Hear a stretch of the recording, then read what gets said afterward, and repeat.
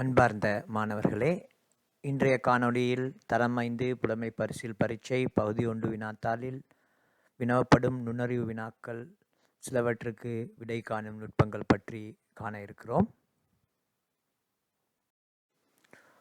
பூக்கொத்தொண்டில் இருந்த பூக்களின் 8ஐ தவிர மற்றவை அனைத்தும் சிவப்பு நிறமும், 8ஐ தவிர மற்றவை அனைத்தும் சிவப்பு நிறமும், 8ஐ தவிர மற்றவை அனைத்தும் மஞ்சள் நிறமும், 8ஐ தவிர மற்றவை அனைத்தும் வெள்ளை நிறமும் ஆகும். பூக்கொத்தில் இருந்த பூக்களின் எண்ணிக்கை யாது?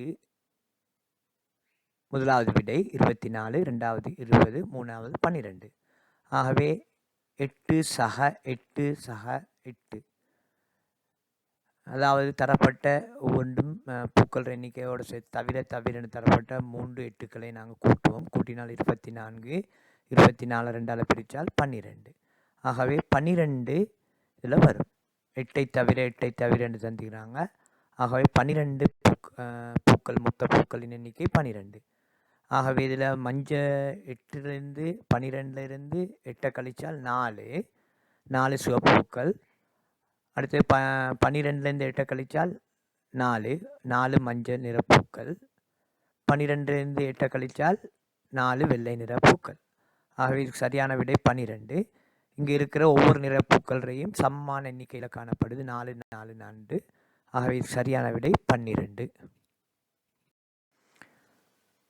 19வது வினா, சாந்தியிடம் இருந்த பேனைகளின் 7ஐ தவிர மற்றவை அனைத்தும் கருப்பு நிறமும், 6ஐ தவிர மற்றவை அனைத்தும் நீல நிறமும், 5ஐ தவிர மற்றவை அனைத்தும் சிவப்பு நிறமாகும்.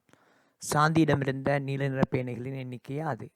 ஆகவே சாந்தியிடமிருந்த 7ஐ தவிர மற்றவை அனைத்தும் கருப்பு நிறம், 6ஐ தவிர மற்றவை அனைத்தும் நீல நிறம், 5ஐ தவிர மற்றவை அனைத்தும் சிவப்பு நிறம். ஆகவே இங்கு 7 6 5 3ஐயும் கூட்டி 18. 18 2ஆல் பிரித்தால் 18 2ஆல் வகுத்தால் 9. ஆகவே இங்கு மொத்தமாக இருக்கிற 3 நிறங்களையும் இருக்கிற பேனைகளின் எண்ணிக்கை 9. அதில் 7ஐ தவிர மற்றவை அனைத்தும் கருப்பு நிறமாகும். ஆகவே 9லிருந்து 7 கழித்தால் 2 கருப்பு நிற பேனை இருக்கும். 7ஐ தவிர மற்றவை அனைத்தும் கருப்பு நிறம். 6ஐ தவிர, ஆகவே 9ல் 6 கழித்தால் 3 நீல நிற பேனை இருக்கும். ஆகவே 9ல் 5 கழித்தால் 4 சிவப்பு நிற பேனை இருக்கும். ஆகவே மொத்தமாக இங்கே இருக்கிற பேனைகள் 9. ஆகவே நீல நிற பேனைகளை கேட்டுக்கிறாங்க.